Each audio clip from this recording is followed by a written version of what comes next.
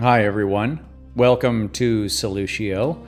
I'm Colin Davis, and it is the 26th of May, 2026. And the websites are shadowtechalchemy.com, solutioalchemy.com, melissamarimovie.com, melissamarimusic.com. And today we are going to be talking about the subject of psychic parasites, which is not a funny subject really, but it sounds funny. Psychic parasitism.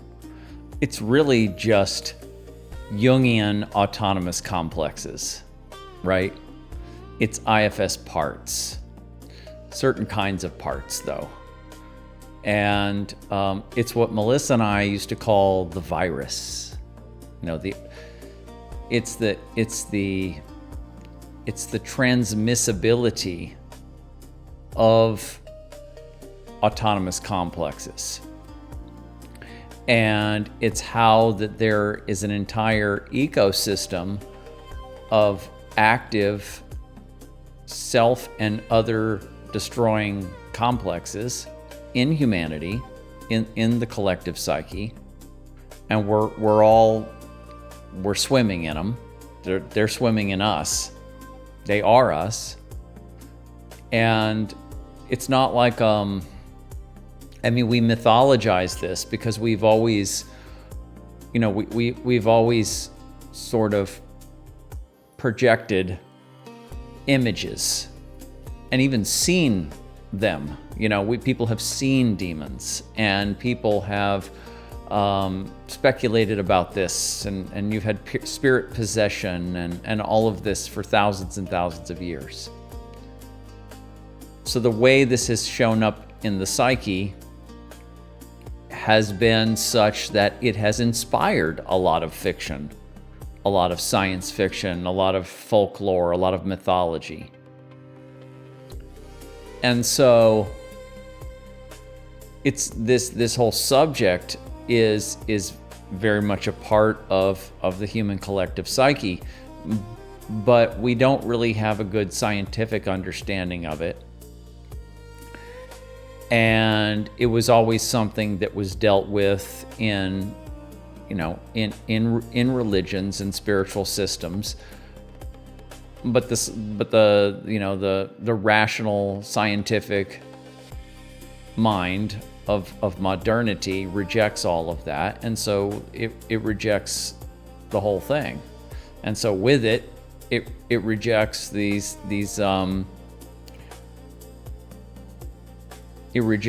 mythological images and everything that relates to what you would call demonology or any of this.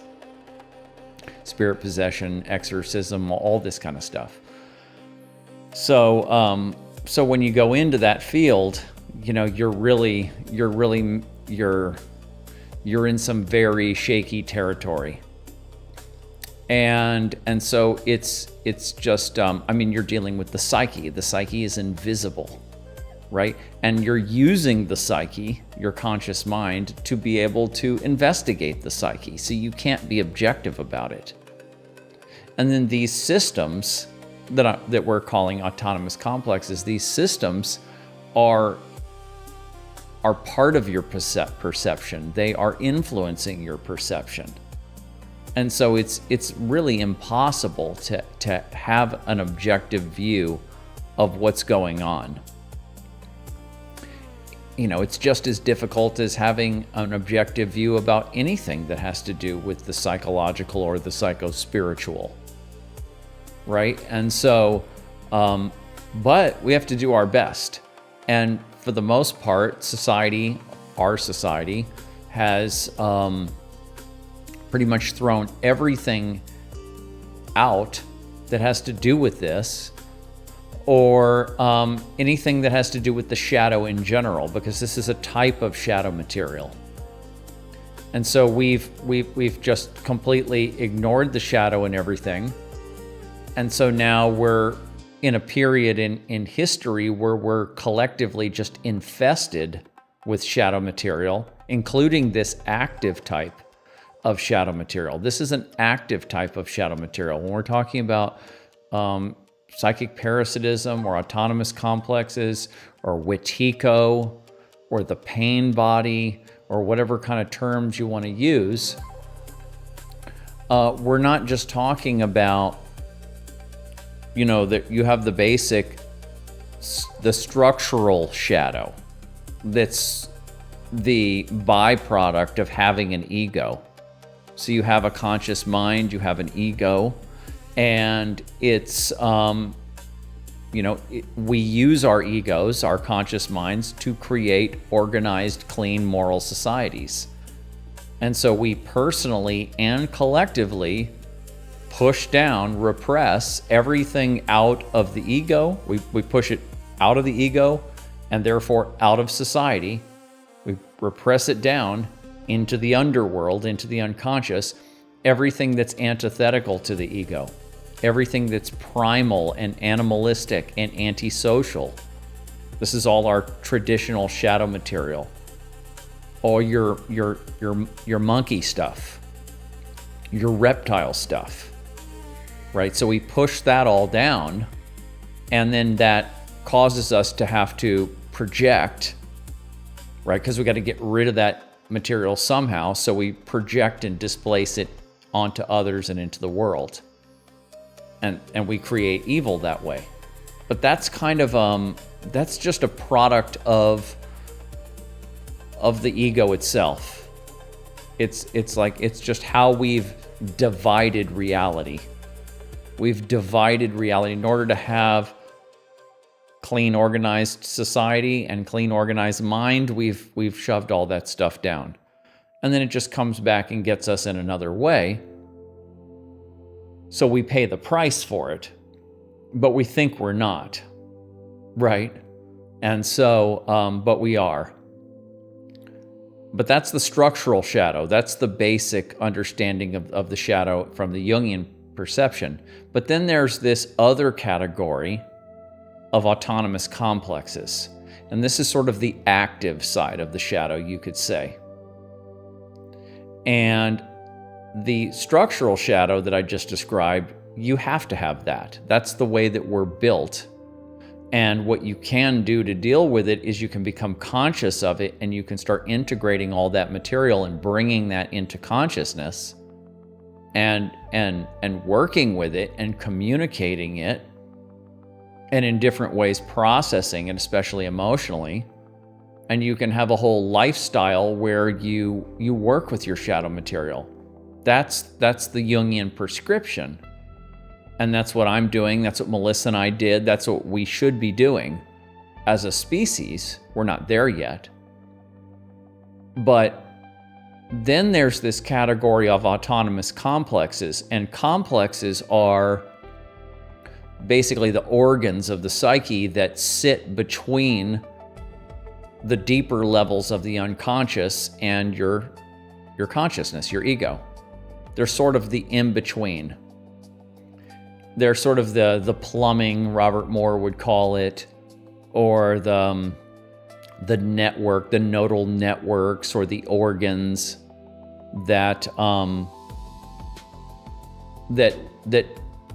take unconscious material, that process archetypal energy and move it into the ego and into our behavior, that becomes our perception and our behavior. The complexes are doing the work of that. So when complexes are working properly, you don't even notice they're going.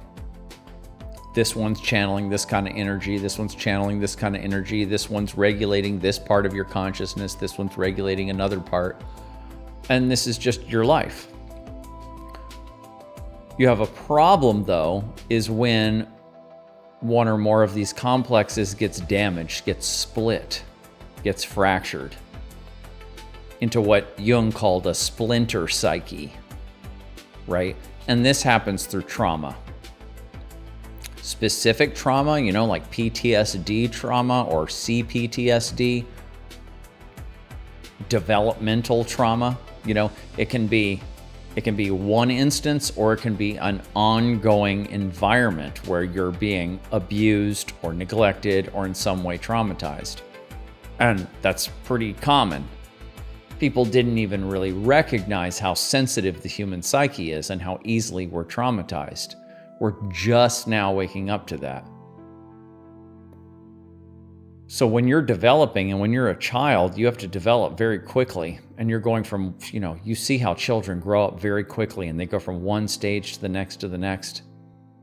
And there's a genetic code that's basically saying, okay, at this age, these aspects are coming online. And then at this age, these aspects are coming online. And it's just running. And your family and your environment either keeps up with that code, or the development has to skip things. And so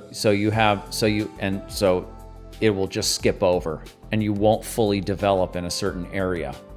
And especially when you're traumatized in a certain area, and that's the reason why it would have to skip over, is you're not getting the kind of attention, you're not getting the kind of care, you're not getting the kind of mirroring, you're not getting the kind of nurturing that you need, environmental stimulus that you need for these developmental stages to come online properly, or you're being actively assaulted by humans or the environment.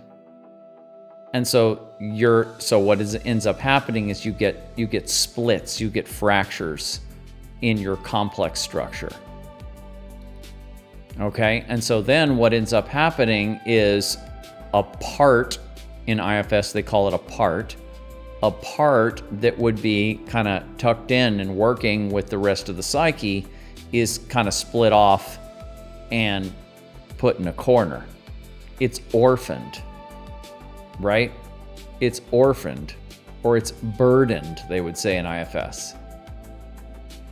So when you have these orphaned parts, they're not community members, they're not family members anymore. They're rebels, they're doing their own thing. And they're still operating on they still have the same basic function that they would have normally had, but they're doing it in a maladaptive way. So that's what an autonomous complex is. And the test to see if a behavior is sourced in an autonomous complex or in just a normal operation of the psyche is chronicity. Is it chronic? Does it cycle? Does it cycle regardless of the situation? So when you have an addiction or you have a certain kind of pathological behavior, an abusive behavior that just goes on no matter what the situation is, and it's just going on for long periods of time, that's an autonomous complex, right? And so that's the test. And it's also worth pointing out that just because a behavior is aggressive or a behavior is excessive or in some way imbalanced doesn't mean that it's coming from an autonomous complex. Because we have systems in us that are very animalistic. And if they're triggered, then your behavior can be very out of line momentarily. That's not the test to see if there's an autonomous complex. The test is if that triggering is going on all the time, is if that pattern is that destructive pattern is going on all the time. So then you have an autonomous complex. And then now what we're talking about here is psychic parasitism. And that's where, this is where this subject now of an autonomous complex, which is not debated, in psychology. In Western psychology, especially in Jungian psychology, it's not debated. It's, a schizophrenic is full of these autonomous complexes. So it's called, whatever it's called now, dissociative identity disorder, right? Split personality disorder or whatever. And this is where it just that's where it actually goes to another level. But so this isn't debatable. But what is going on now with what I'm talking about and what Melissa and I had been working on for over a decade was to really try to pin this down and give proper names to these things, to this phenomenon, and expand it and really, try to develop a deep and wide theory around how this works. Now, you have the autonomous complex phenomena, so this is an addiction, or this is some kind of repetitive abusive behavior, repetitive, relationship patterns, always getting fired from your job over and over, or depression, or, anxious moods that are constantly kicking in and out and all of this. But then we get to the subject of transmissibility. Then we get to the category of communicability. So this isn't just you were hurt as a child, or you inherited an epigenetic propensity from a parent. Okay, that's the other way that these things get passed. You have an epigenetic propensity passed on from a parent, from an ancestor who was traumatized, or you yourself were to some degree. You might not have even been traumatized that much, but a few generations of people that had difficult childhoods, and you have this propensity now. And so an autonomous, and so you have a, let's just go to you have one now. You have an autonomous complex. Now, how does that autonomous complex get passed on? How is it transmissible? So what it does is it acts like a parasite, right? And it basically knocks you unconscious and gets you to do something to a child or another person that will traumatize them. And especially it will detect when there's someone else that has a propensity, like in the family is the perfect place for this to go on, because the children have a genetic propensity for the parasite, the complex, the virus we used to call it. And so all the parent has to do is kind of just behave in this dysfunctional way caused by their own complex. And then that basically triggers a self-similar pattern in the child.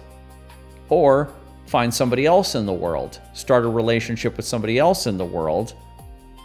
And when an abusive a person who's got one of these complexes running finds another person to share it with, that person will either already have their compatible version of it in them, or they'll have a propensity, and then that person is drawn to the other person. They're drawn together because the complexes speak to each other.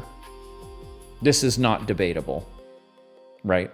Your shadow material is communicating under the veil of consciousness with other people, just like we people talk about mirror neurons and all this kind of stuff.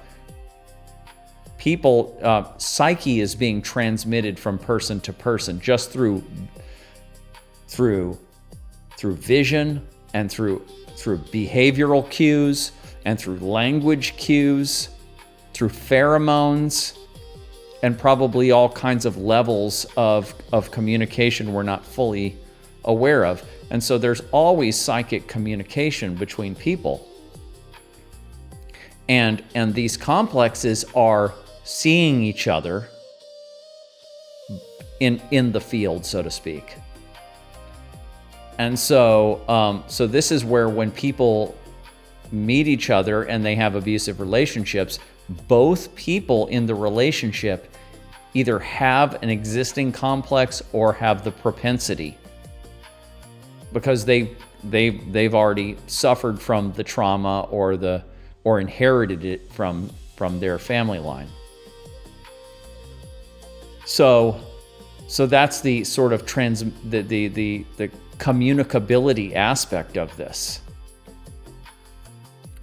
And then these complexes are basically, they're living in the habitat of the collective human psyche. They're not living in the air between us, they're living in us, but then through resonance and through repeating toxic behavior and genetic and epigenetic heritage, we are continuing on, we are giving them life. And so the existence of the autonomy of psychic splinters, of splinter psyches, has been known for 60, 80 years or whatever. And the knowledge of the transmissibility of the psyche has been known for decades. And then now you even have the transmissibility of memes, like through Richard Dawkins' understanding of the meme. And so you have cultural transmissibility. So you can transmit aspects of mind through culture, and they can be infectious, they can be viral, right? Ideas can go viral, fashions can go viral. I just constantly am looking at this all over the place on social media, how fashions, how ideas, memes are not the new definition of a meme, which is like a physical picture, but the meme as a communicable package of ideas, or a communicable idea packet. And so, but it's just that no one really, very few people, really no one has put these things together and proposed a whole world of psychic parasitism and its cause through trauma, and its function of communicability, and also how the parasite, how the complex gets you to traumatize another person so that it can get passed on. And it really operates exactly like a parasite.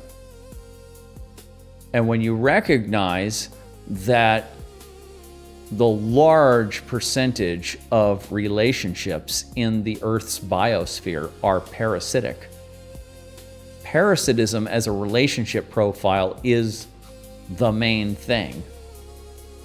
Predation is in there too, but it's nothing compared to parasitism, and mutualism is nothing compared to parasitism. It's mainly about parasitism out there. So of course, you're going to have that relationship profile happening in the psyche and between psyches, interpsychically. So that's kind of the basis for what this is. Now,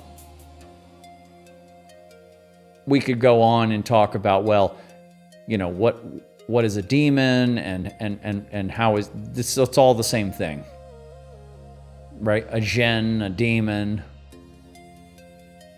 And then you could talk about, but why do people see certain things, and some people see this version of it, and some people see that version, and that's the mythic, imaginal domain of the psyche, because the psyche produces myth. Myth is the product of the psyche. The imaginal domain is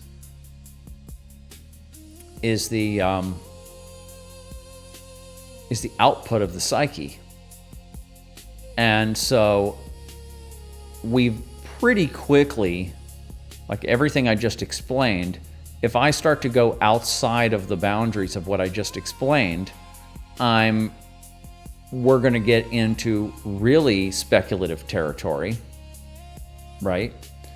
But even what I just explained which is totally provable with today's science and with our, the 150 years of psychology that we have, but it just hasn't been put together.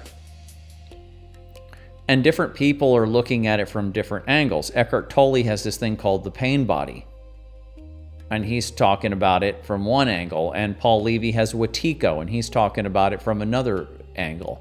Some people are recalling, Gnostic myths, and they're talking about archons. That's another angle. Or the Christians and the Judeo, all the religious people are talking about demons and spirit possession in the indigenous system. Everybody's talking about it from a different angle with a different language, but they're all talking about the same thing. Now, the one thing that hasn't really been put together, and that I haven't, all this hasn't really been put together, but I hadn't even put together until more recently, the idea of I hadn't really fully clarified how a Jungian autonomous complex is a psychic parasite. Or let's just say some of these complexes can do that, right? And you have to imagine that there's a whole ecosystem of complexes. And so there's going to be an ecosystem of autonomous complexes and different varieties that have different capacities to replicate and to survive. So now with all that said, what do you do about it? Well, what you do about it is you stop traumatizing people, right? So you have to become very self-aware of your parenting and your treatment of other people. You certainly don't want to go to wars with people and traumatize millions of people en masse, because then that's actually how these parasites are spreading to a great degree. That just creates all kinds of fracturing and splitting in the psyches of the enemy population, and then they become the new hosts for these complexes.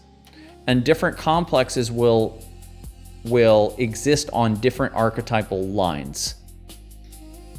This is all using the Jungian paradigm. So if you look at Robert Moore's system, he's got the royal, the warrior, the magician, the lover. These are like primary flows of archetypal energy in the psyche.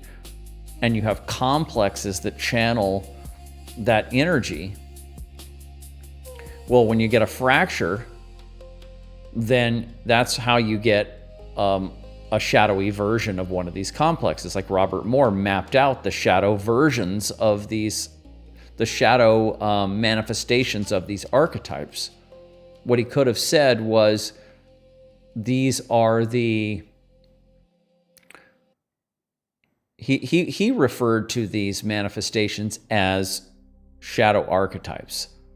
I would say that the archetypal energy itself, I would say that it's the complex that's actually the mechanism of moving it into the consciousness and into behavior. And he would, I think, agree with that. But just a small difference in language there. But you want to become highly aware of how these propensities and these propensities are passed, and then how that certain behavior can trigger them and start bringing them online, past them, in other words. And so really, it's like where we are is we're like in the early 1800s, where we in the early 1800s is when we first, as a civilization, really learned about the world of germs, of microbes, of microorganisms, viruses came in later, but bacteria and microbes and germs and germ theory and all of that stuff. Now, I'm not one of these people that discards germ theory. I think you have germs and you have the input of the terrain. They're both together. It's the 0 and the 1, the masculine and the feminine. The germ is the masculine, the terrain is the feminine. It's the duality archetype. It's never one or the other. So, but our understanding of germs and bacteria and all of that really started in the early 1800s, and then that caused us to change our hygiene, our sanitation practices, and our how we change, washing your hands, surgeons changing gloves between surgery, all this kind of stuff, taking baths regularly, and all of this. Don't mix sewage with potable water and all of this kind of stuff. This extended the lifespan of humans tremendously. And so that awareness that there was an invisible domain of microscopic parasites, that started this whole revolution in understanding and in health and all of that. Now it's kind of gone off into all kinds of directions, but where we are with this, with what I'm talking about today, is that we're talking about the dawn of a similar era where we're just at the cusp of understanding the domain of transmissible psychic pathogens. We're talking about transmissible or communicable pathogens of the human psyche, of the mind, right? And so we're all distracted and everything with all of our stuff in the world. And this whole domain also pushes back, because everything that has to deal with the shadow naturally pushes back against the ego. The ego and the shadow are like oil and water. And then the pathogens themselves, the more sophisticated ones, they have methods of resisting being seen. And if you look into the life cycles of parasites, of biological parasites, you will be astounded at how sophisticated they are. If you look at a rabies virus, or if you look at Toxoplasma gondii, or all kinds of different microorganisms or small parasites, any kind of parasites, in the ocean, on land, everywhere, they are very sophisticated. They can be very, very sophisticated, and they can get into, like Toxoplasma gondii gets into the brain of rats and mice, rewires the neurons of the brain so that the rat is not afraid of cat urine anymore. And then that will make it so that the rat will go walk around and hang out in areas where there's cats, and it'll ultimately get eaten, because Toxoplasma gondii needs to be in the environment of the cat stomach in order to lay its eggs. That's the chemical environment that it needs to lay its eggs. And so it rewires the rat's brain to make sure that the rat will get into a cat stomach. And that's how it does it. And it doesn't care about the rat or the cat. It just needs its environment to have its reproductive cycle. And there's thousands of examples of this. There's books written on just one example after the next, after the next, after the next, of all these kinds of strategies that parasites use. So of course it's happening in your own psyche. Your psyche is the most intelligent, diverse, intelligent, thing there is. So So when you start looking in this field, it naturally resists being looked at. And this is another thing that gets in the way of people working with this, because I could say I've been looking at this for some way up to 20 years, but really seriously for say 13 years, 14 years or something. And I could sit down with any scientist or a number of scientists, and I could just, sort of track it out for them and be like, okay, here's how we lay it out. And they would have to go, well, yeah, looks like it's real. You would have to have a Jungian psychologist and you have to have a parasitologist and some other people sitting down, but we could pull it all together. And why hasn't it been done already? Well, yeah, because it's being resisted, because everything in the shadow is being resisted, and because the implications of it are so massive. The implications of it are a much higher consciousness or self-aware way of life, lifestyle, parenting, workplace management, everything. It would get in the way of all the different conflicts and nation-state conflicts and all of this. It would interfere with a whole lot of biological human activity that has a mind of its own that would be short-circuited by this kind of awareness. So it naturally resists being seen. So, but recently, I've been looking at this for all that time, and Melissa and I were really, really working with it. And we were working with it in our own psyches and using ourselves as laboratories, as guinea pigs. And so we wrote our Shadow Tech, this book, Cracking the Codes of Personal and Collective Darkness. That's, we first explored, that was 2015. There's a chapter in here called V is for Virus. And in that chapter, that's where we really laid all this out. And the victim-victor cycle, the bipolar cycle of this system and all of this, it was laid out in there. And I've really only probably enhanced the theory by, 20% or something like that. There's been some significant additions to it, but it's been hanging that whole time.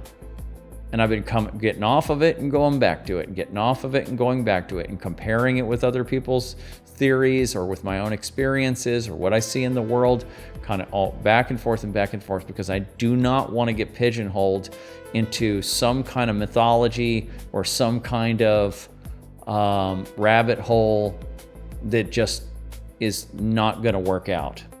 That's not I have no interest in being a mythologist, in being a storyteller that tells fantastic stories. I have no interest in that.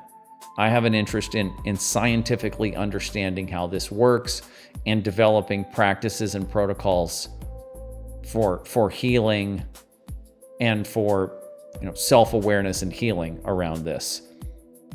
So, but I've been kind of off of it for a while. The whole thing with Melissa passing and all of that put me in a whole other dimension. And I haven't really been studying it that deeply over the last few years, several years. Kind of just been holding on to the old understandings.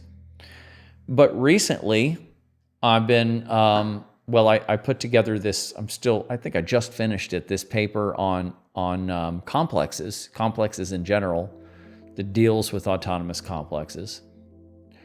And that kind of brought everything back into my consciousness again. And then tell you the story, I was talking to Claude, the AI program. And I can also tell you about how I feel about AI programs and all of that. But I was talking to Claude, and I'm paying for the pro tier or whatever because I've been using it lately. And you have to be very careful with this kind of thing. It's extremely useful for organizing material. It's extremely useful for doing research. But those AI programs where they currently are, they can take you down all kinds of rabbit holes. And so you have to be very careful with them. You cannot let them come up with your theories or write your material in full. You can just use them for research and for organization and for playing devil's advocate with you and working through theories and all of that. And, but ultimately you have to know your subject really well, because otherwise that thing will act like it knows the subject and it will make critical mistakes. So if you're trying to get one of these AI programs to do something for you, to compose a theory, for example, that is beyond your current level of understanding, and it's giving you feedback, it's going to be wrong in some of that feedback, and you're not going to know where it's wrong. So the best use of it, I found, is to have it, because it's very difficult to take a subject like this that is very wide and have all this input and everything, and kind of hold it in your head and just be kind of back and forth with it all and stuff. And so it's very good with being able to do that. You can say, Claude, here, read this chapter out of this book. You can give it to it. And like what I've been doing is I do my own writing. I also speak into my phone. I go for walks and I talk my theories into my phone. And then I come back and I upload the audio file to a program called Evernote, which has been my online journal program for years. I'm almost just keeping it these days because of the transcript ability. And I upload the audio file and convert it to a transcript. I take the transcript from the audio files. I take my own writing, past and present. I take other people's writing that has to do with the subject that I'm working with, and I feed it all into Claude, and I say, read all this, and now answer these questions, or let's have a conversation about this subject. And then I do, and then I have a conversation with the program about that subject with that backing material. And so I did that recently. I was actually talking to Claude about a technique called focusing by Eugene Gendlin, which is sort of the predecessor, one of the predecessors to internal family systems theory. And then that took us to IFS, and then that took us to the subject of the unattached burden, which is like not just an autonomous complex, which, parts are autonomous complexes, but this is an autonomous complex that is proposed to not even be your own. It didn't even come from you. It came from outside.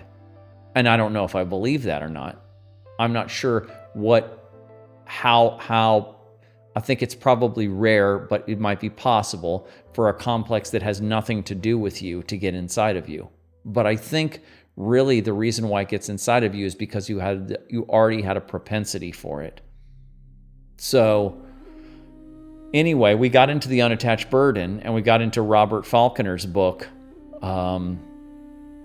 What is it? I'm trying to remember the name of it. His last book that deals with unattached burdens and how that fits into IFS. So that took us into the theory of psychic parasitism. And I was like, well, Claude, I've been working on this for a long time. And I said, why don't you read this chapter out of my book? And then take this other thing that I wrote on complexes and let's talk about this. And we went on for 2 days talking about the theory of psychic parasitism and going back and forth about how this could be and all that. And I was using him like a scientist to go back and forth with on this. And And basically, we just basically verified what Melissa and I had been saying and working with for years, but then we also added a couple key understandings. Then I took that very long conversation, which would have been about, 120 typewritten pages, and I told him to keep all of my questions and comments, but take his comments and cut them in half. Retain the depth, but cut it in half so that we don't have so much material here. He did that. I had to make some corrections and all of that. Then I took that text and I fed that into a text-to-speech AI program, and I made the computer speak Claude's voice. I picked a voice that worked, and then I took that output, that audio file, and I put that into an audio editor, and I overdubbed all of my own questions. The whole thing took me several days. And now I have this 2.5 hour long conversation between me and Claude on the subject of psychic parasitism and other subjects. Jungian individuation and my work with Melissa, and what do we, what the function of religion and spirituality in as a psychic community, and all this kind of stuff. And so then I took that and then I uploaded that to YouTube. So it's on the Shadow Tech Alchemy YouTube channel. It's called Psychic Parasites, the Shadow and the Alchemical Path of Individuation. It's the last video that I just put up. And then I took the whole thing and I put it into a nice PDF document, and I made, a transcript of the whole thing so you can download the whole thing. So this is actually the third project that I've done where I've had Claude paraphrase something, and then I've created an audio file out of it and a transcript. I did that with Neumann's book, Depth Psychology and a New Ethic. That's up there. I did that with Andrew Lobachevsky's book, Political Ponerology, about political psychopaths and related types. And then this new conversation with Claude on the psychic parasitism. And each of these has its own transcript in the description in YouTube, so you can actually just get the audio file. Because I'm just doing this for posterity. So I'm going to just continue doing this. So the really important books that have to do with my work, with my theories and all that, I'm putting them into paraphrased version, and I'm putting them out in ways that are more accessible to people, and just creating this library of background information that anyone can use to kind of go down the same avenue that Melissa and I had gone down, and put together the pieces that we had put together. So I have 2 books out now, and you're going to have more and more of these paraphrases and these transcripts and audio recordings and conversations with Claude or whatever program. And so I'm really working to put together this library that documents all the work that we've done and everything. And then I'm doing workshops now. And so that's kind of what's been going on. Now, let me pause for a moment and talk to you guys in the comments and say hi to you guys. And thanks for hanging out, especially people like JG Gunner, who's stays up very late in England. Yeah, you made it, brother. You don't have to hang out, like I always say. You can crash, but undercover, it's scary to think of the babies being born now. Oh yeah, I got to get back to the to what we do about it. And growing babies used to learn by reading the room, and now it's a screen.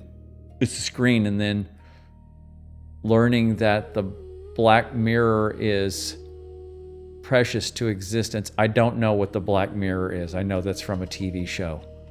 I haven't watched TV and I haven't watched any kind of TV show or any kind of series like that in many years. So I can't hold my attention on those things. Complexes are now being induced by AI. Let me talk about that. Complexes don't live in AI, and they don't live in the culture. They don't live in ideologies. They don't live in books or anything like that. That's all considered culture. Culture is the symbiotic, no, it's the symbolic and semiotic informational domain that connects human psyches together. Complexes live inside human psyches, and then they talk to each other through culture. And so the AI doesn't actually invent any complexes. All it does is just acts like any other media does as a way of communicating, of transmitting information, some of which will be complex information or parasitic, however you want to call it.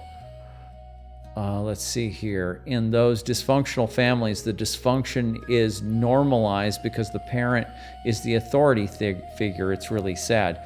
Yes, the child has no ability to even see out of the movie that they're in.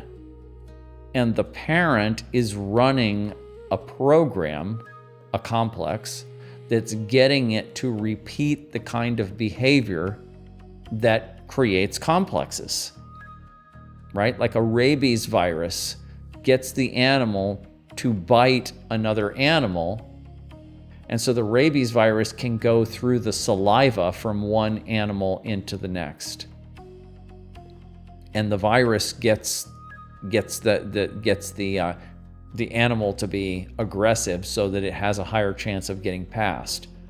And that's what's happening in families and what people are doing to children.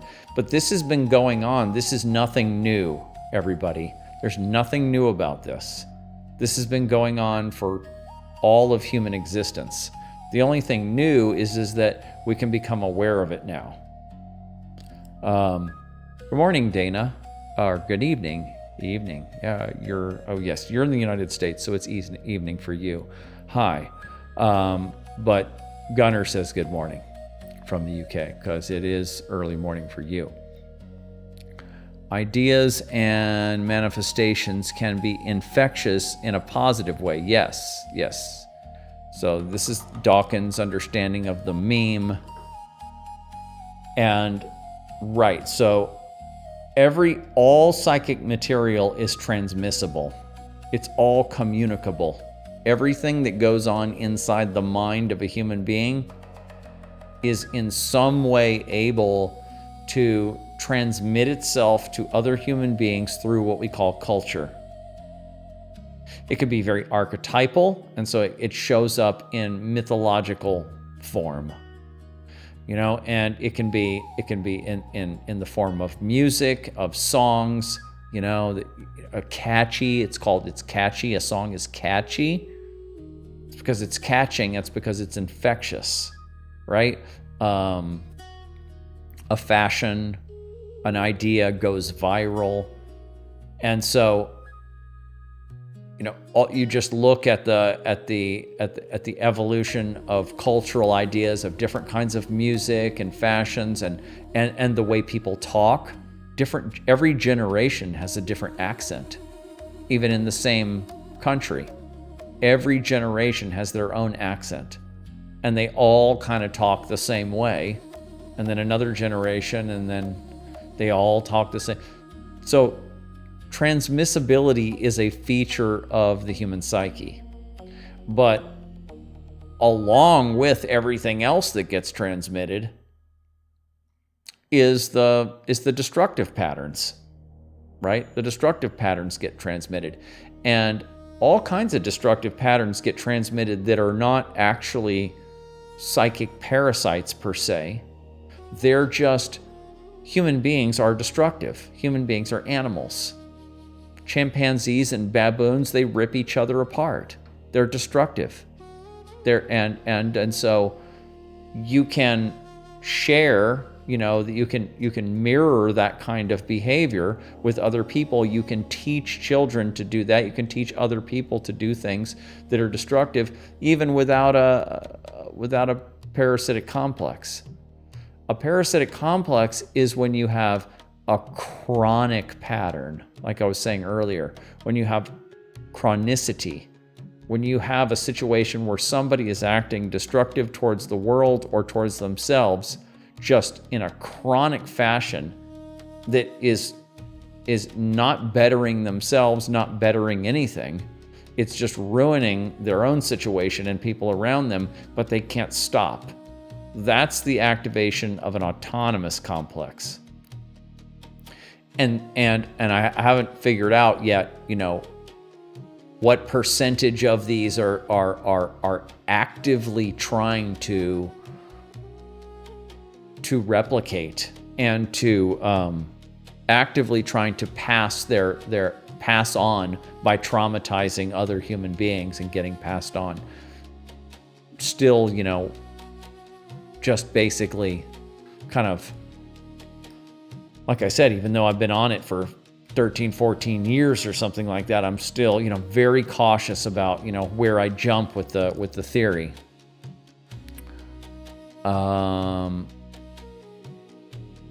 You ever made an audio version? Have I ever made an audio version of Shadow Tech? I have not. I have not made an audio version of Shadow Tech just because I dread, reading the whole thing. I did make an audio version of Transforming Darkness. That one I did. That one's on my YouTube channel. There's like 9 or 10 chapters, and then there's like a video of me reading every chapter.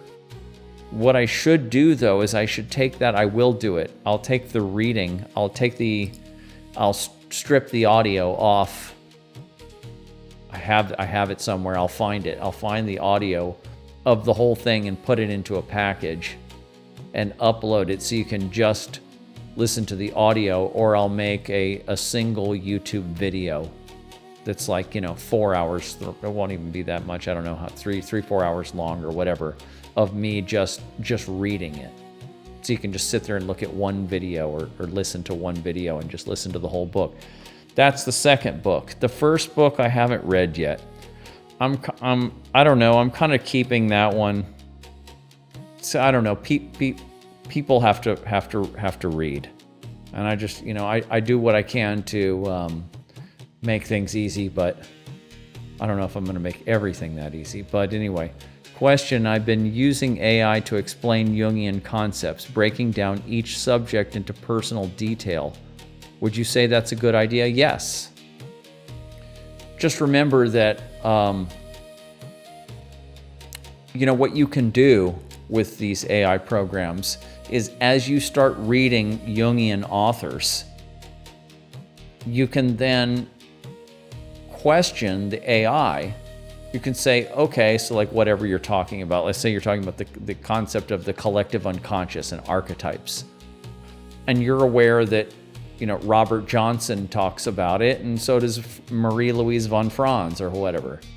And you can challenge the program, and you can say, okay, well, I need to know whether you're right or not. So what does Marie-Louise von Franz say about this? What does Robert Johnson say about this? What does Robert Moore say about this? Go look, tell the program, go look and find places in the public domain where they've talked about these subjects, and start quoting them and bring that material in so I can double check what's going on. And of course, if you're reading these books yourselves, that's best, because then you can challenge the program. But you're basically trusting whether or not the program is able to scan the internet and find appropriate definitions, looking at Wikipedia pages and public articles and stuff. And for most of the Jungian concepts, they've been talked about so much for so many years that even the most basic websites, there's a lot of kind of people who are new to it that are getting things wrong. I've definitely seen plenty of that. but there's so much good, good authors out there. It's all public and stuff that I think ChatGPT or Claude or Grok or whatever are probably getting the basics correct. I haven't found any instances where I thought that any of those programs were just wrong about some of these Jungian concepts. I think they basically have the basics down. Now, when you get into, like, for example, I was writing this paper on complexes, and I synchronistically found a book that I had never known about by Arel Shalit called The Complex. And it's the best book on the subject of complexes that I've ever seen. That's usually not something that has its own book. And this guy put together his own book on that subject purely out of Jungian theory. What a great thing he did. And it's on Inner City Books, which is like one of the big Jungian publishers, the main one, really. And so they sell an ebook version of it. I bought the ebook version, and then I fed it to Claude, and I said, read this, and then let's talk about it. And so Claude's understanding of complexes was basic. And then after he read that book, then we were able to talk about it in much higher fidelity. So yes, and so yeah, I encourage people to use these programs, but really push them, and really, try to push the limits of what you can do with these programs. And we're in a sort of a good period right now. Who knows where that's going to go? We'll probably have a lot more progress in that direction. We're probably going to get a lot better responses from these things soon. And we're probably going to be able to do a lot more. I might be able to feed, what I want for these programs to do is I want to be able to, I think you can already do this, but I want it to be more available that I can actually feed I could feed a whole bunch of books into Claude or whatever, and then have him constantly remember my library.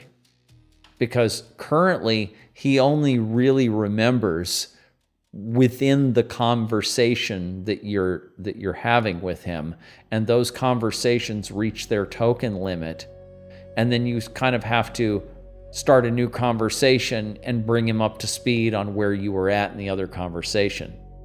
So when I have these conversations with him or ChatGPT, I make sure that when I end the conversation, I have summarized everything that we've come up with in that conversation, and I have a printout of it, and I have him create a document, or I just copy and paste it. I say, okay, hey, we had a great conversation tonight, went on for hours.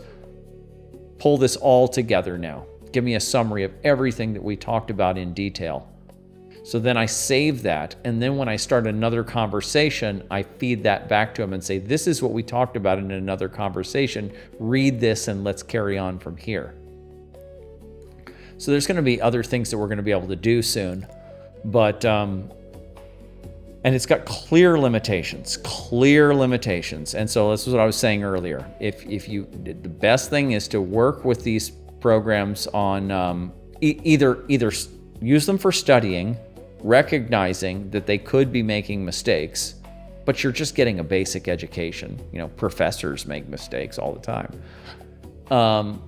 But when it comes to like doing really deep work, you're going to have to be competent on your own as well.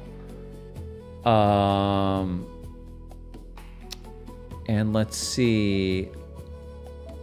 Oh, the library idea. Yeah, exactly. Black Mirror referencing, the phone.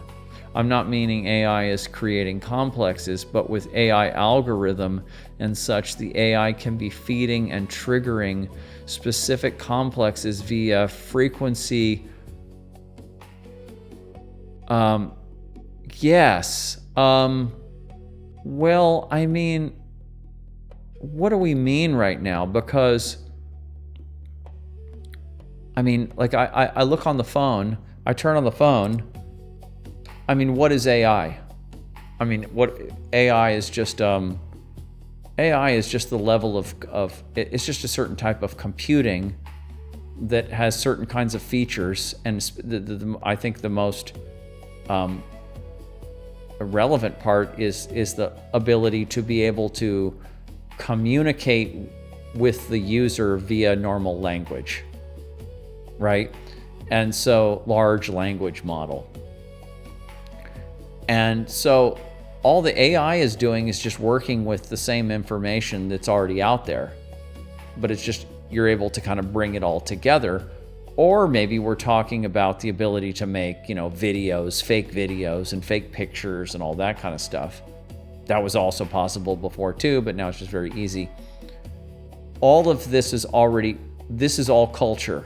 Culture is always transmitting all psyche.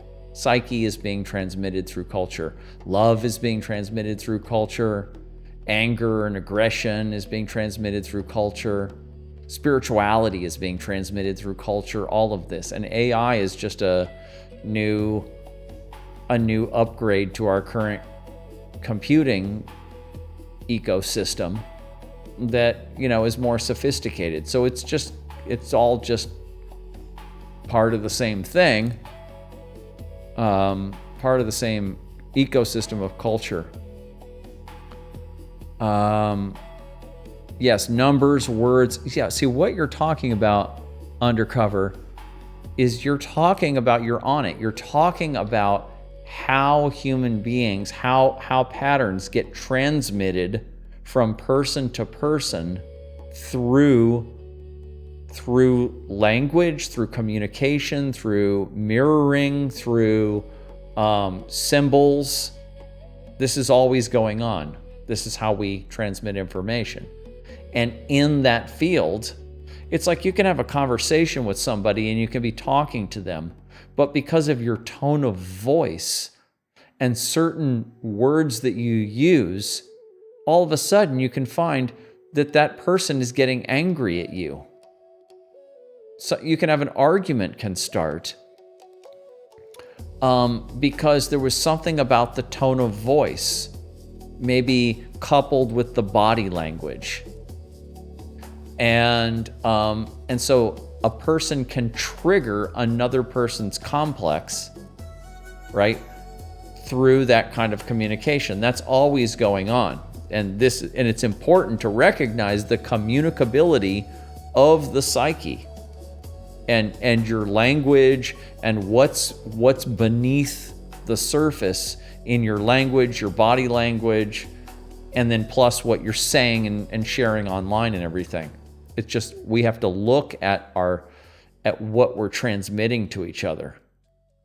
So yeah, this is a whole world of awareness of the transmissibility of psychic contents of all kinds, positive, negative, all kinds. Oh, you like transforming darkness? That's great. I tried to kind of summarize a lot of the things that were in Shadow Tech or that we had worked with over the years into a shorter book, and then I'd give you shadow work practices. And then the Ken Wilber 4-quadrant thing was in there. That was the first time I'd put that out. Positive, peaceful, loving things can be transmitted, she's saying, through our collective light and affect people and the collective mind too. Absolutely. All psyche is transmissible. All of it, everything. Loving, hating, this, that, and the other. Mutualistic, parasitic, predatory. It can all be transmitted through psyche, through communication of all kinds. Gunnar uses character AI. The bots are RPG story based but have amazing memory and build a profile around everything you type, which is editable. Okay, let me write that down. Character AI. Hold on, let me write that down right now. I'm sorry, because I'm going to forget it. I'll check that out and report back. Yeah, so there we go, guys. And so that's now I do have some, we can kind of, if you want to go deeper, I can kind of gave you the Cliff Notes version of the whole thing. And now I have a written document where it kind of pulled together a lot of this. I could read through it a little bit if you want. Number 1, the germ theory threshold. We're at a similar moment now to where medicine was in the early 1800s, before anyone knew about microbes. Sickness back then got explained through humors, miasmas, bad air, or divine punishment. Then Pasteur and Koch made an invisible ecosystem visible, and within a few generations we doubled human lifespan. Our claim is that a parallel shadow ecosystem operates in the psyche, made of patterns that propagate through individuals, families, and entire civilizations.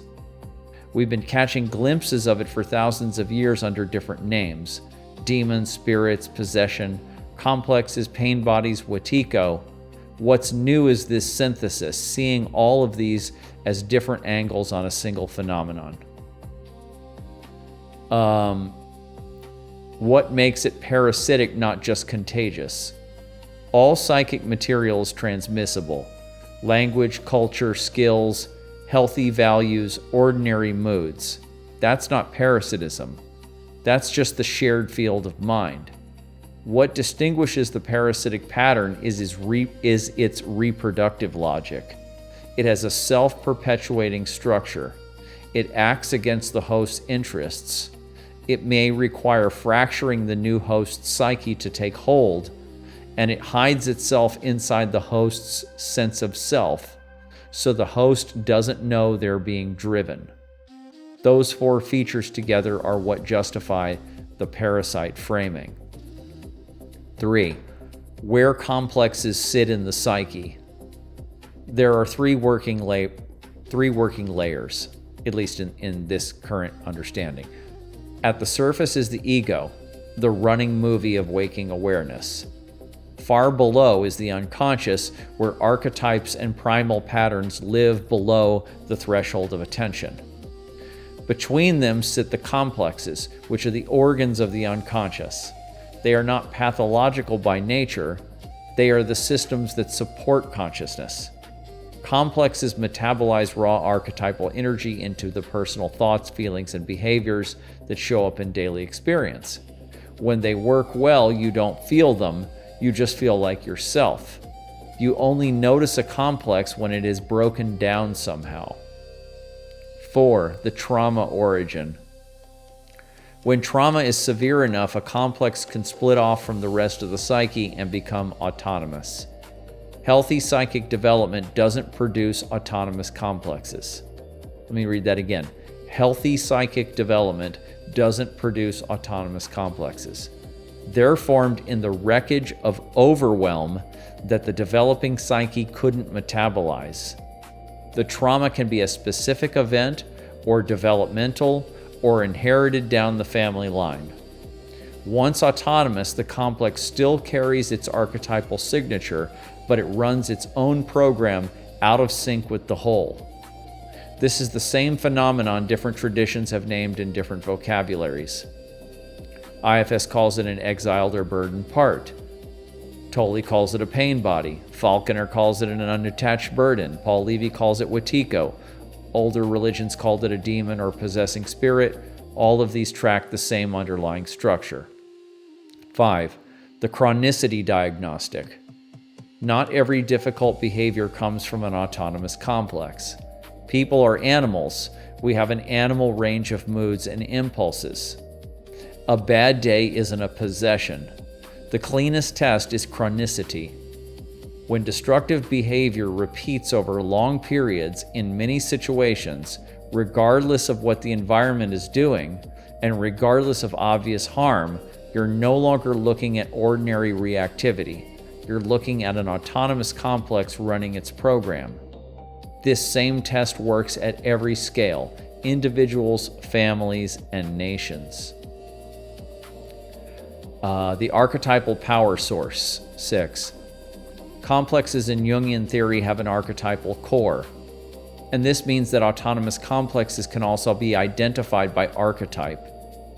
Robert Moore mapped 4 primary currents in the mature masculine: the king, the warrior, the magician, and the lover.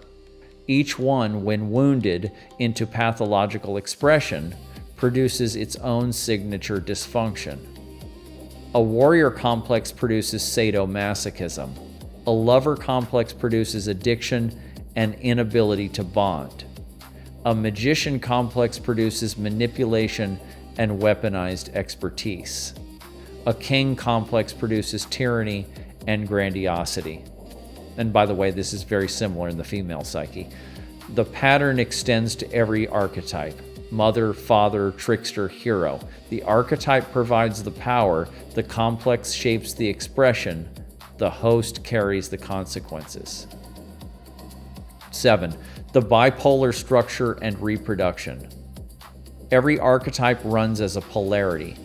Sadist and masochism live inside a single warrior structure. Tyrant and weakling live inside a single king structure. So every complex carries both poles, and which one shows up depends on the host, the context, and the field. 2 people meeting at opposite poles of the same complex are not 2 different parasites finding each other. They're 2 channels for the same bipolar pattern, recognizing its complement across the relational field. This is the victim-victor cycle that I explained in Shadow Tech. Reproduction happens when one pole of the complex drives the host to traumatize a vulnerable third party, often a child. The trauma fractures the new host's psyche, and a new complex forms at the fracture site. 8. The toxoplasma logic. Biological parasites do the same thing. Like I was explaining earlier, rabies alters mammal brain chemistry, making the animal aggressive and prone to biting, which spreads the virus through saliva. Toxoplasma gondii rewires the rat's brain so the rat stops fearing the smell of cat urine, which gets eaten by a cat, which is the only environment where toxoplasma can complete its life cycle. In both cases, the parasite changes host behavior in ways that serve transmission and harm the host. The parasitic autonomous complex appears to operate by the same logic. It alters the host's behavior in ways that produce the conditions for its own continuation, regardless of the cost. 9. Operating at every scale. The same parasitic dynamics that run in one person can run in a family, a workplace, a religious community, a tribe, a political movement, or an entire nation. They jump scales because the patterns are the same. A chronic shadow warrior complex can possess an individual across decades. The same shadow warrior can possess an entire nation across centuries, expressing as militarism, glorification of violence, and chronic external enemies. And the wars these infected nations fight serve to traumatize the enemy population to become the new carriers of the parasitic complex. The individual case and the national case aren't different phenomena. They're the same parasitic structure running at different scales, and the chronicity test still applies. 10. The genetic and epigenetic layer. Behavioral transmission is only half the picture. Severe stress in one generation leaves epigenetic marks on stress-relevant genes in the next. Let me read that again. Severe stress in one generation leaves epigenetic marks on stress-relevant genes in the next. Children of trauma survivors are born already primed with altered cortisol regulation, altered baseline arousal, altered nervous system tuning. There's also a heritable propensity.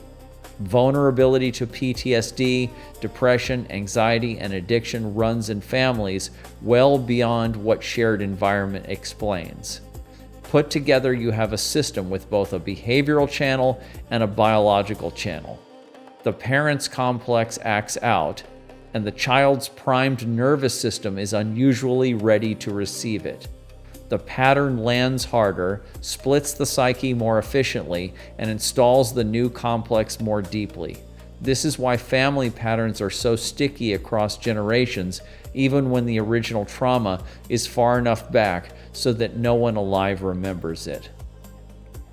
11. Where complexes actually live. Autonomous complexes live in the personal psyche. They don't live in the air between people. They don't live in some external field of disembodied entities waiting to attach themselves. They're made of psyche, and psyche is what they require in order to exist. Culture, language, media, ritual, art are mimetic transmission media, but the actual habitat is the personal and relational psyches of individuals.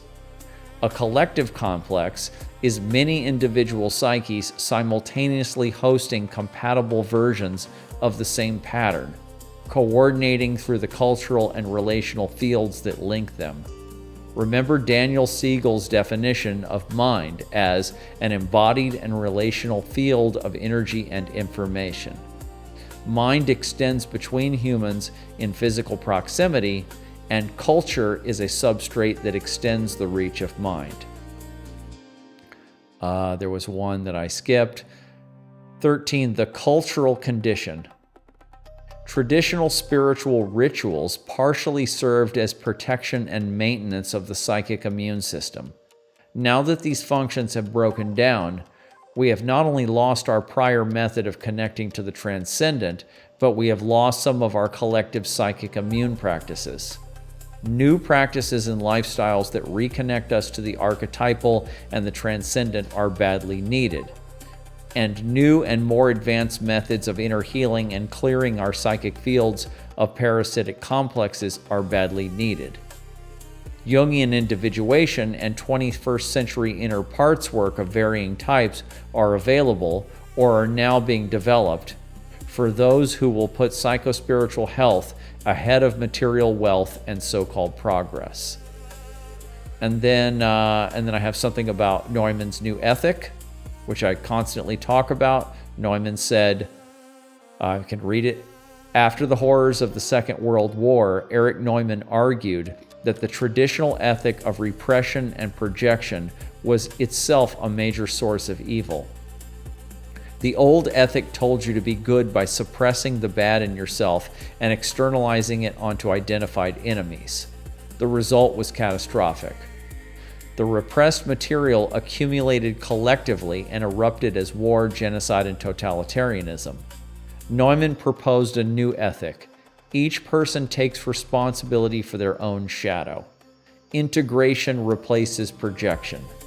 The work of darkness handling is no longer outsourced to scapegoats and enemies. Being whole, which includes conscious relationship with your own darkness, becomes the actual ethical task. If parasites propagate through trauma, and trauma propagates through unintegrated shadow acting out, then the only sustainable defense at scale is a culture of shadow-aware individuals taking responsibility for what runs in them. And then 15, the last paragraph is, the path forward isn't waiting for the culture to catch up. The Jungian path of individuation does the work directly by way of dreams, synchronicities, tracking inner movements, parts work, depth psychotherapy, somatic processing, and honest self-inquiry. The personal psyche becomes the temple and the inner work the liturgy. You learn to recognize the signature of each of your own complexes the moment it activates, rather than after it has driven hours or days of behavior. You work somatically because the body holds what the mind cannot yet hold. You stay aware of the family system and the relational field because that's where shared patterns move. And you look honestly at the shadow of the institutions you live inside, including the ones you benefit from. This isn't a mass solution. It's the imaginal cell metaphor. You don't need to convert the whole culture. You just need to be a viable instance of what's coming next. Right, so what was the title of that document? That title, Psychic Parasitism Synthesis Summary. psychic parasitism. It's a tongue twister. Psychic parasitism synthesis summary. And I'm going to upload that, and I'm going to upload the autonomous complexes as psychic parasites document, and I'm going to upload the integral shadow workshop handout, and I'm going to upload the shadow complex paper and the integral shadow paper. That's 5 documents that I've created in the last few months that are all recapitulating my work with Melissa over the years and what was in our books and everything in clear, concise ways that are updated. And so this library will be available to you guys. And let's see what you guys were saying in the meantime. This seems like something. This seems like something good to listen to while feeding creatures. What kind of creatures are you feeding? We're all feeding creatures, aren't we? When we play into these complexes, look at the war stuff that goes on and all that war stuff on Twitter or wherever it's at. All of this is stimulating the existing complexes within us. It's if a person who doesn't have a bunch of split off complexes sees war stuff, it makes them sick to their stomach. They don't want to see it, and they might even take action to try to do something about it. But it doesn't give them the kind of reactivity that causes them to want to revert to take on the same behavior as the other person and throw it back on them. That's where you have autonomous complexes going in both parties. One party hits the other one, and the other one says, well, I'm going to hit you back harder. And I'm going to keep on going to the end of time. Israel, Palestine, or whatever. We're going to keep on. So you have 2 traumatized populations there. All over the world, you have these kinds of populations. The United States is constantly getting into wars with everybody. We're a very traumatized population. We have these complexes war-torn societies have these things everywhere. But the United States has a lot of this, a lot of different types of autonomous complexes, not just warrior ones, lover ones, magician ones, every kind of one that we haven't even categorized. We are absolutely full of psychic parasites of all kinds, and we're really touching on what can be deduced from observation and from the amount of work that's been done on this subject for the last however many. Well, there was old work. There was always work on demonology and spirit possession and all of that, but I'm looking mainly to psychology and turtles and fish. There you go. Feeding turtles and fish. Right. You can kind of imagine your autonomous complexes, your psychic parasites look something like that. And of course, there's every science fiction movie that gives you. We're talking about like Invasion of the Body Snatchers. We're talking about John Carpenter's The Thing. We're talking about, The Exorcist. We're talking about Alien.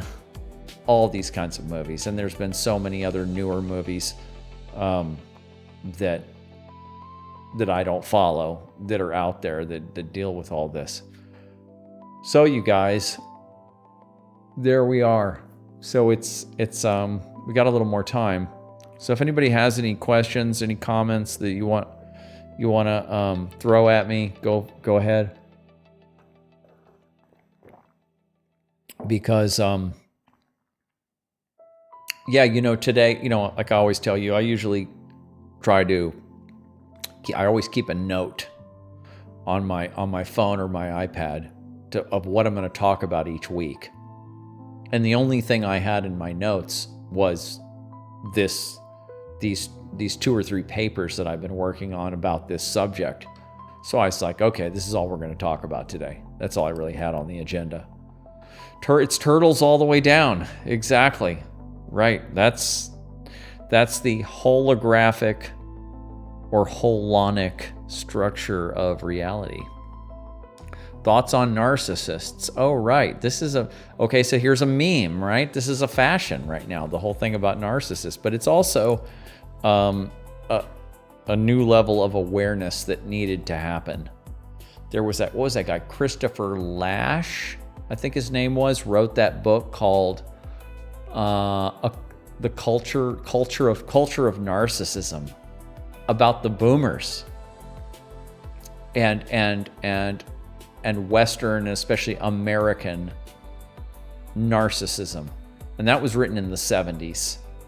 And you could see the popular culture and celebrity culture and just that whole generation of the me generation, or whatever you want to call it. Is narcissism like demonic possession? No, it is not. This is important. Like what we were saying before, with everything that we were saying about psychic parasitism or autonomous complexes. I like to use autonomous complexes. That's a Jungian term. It's well established.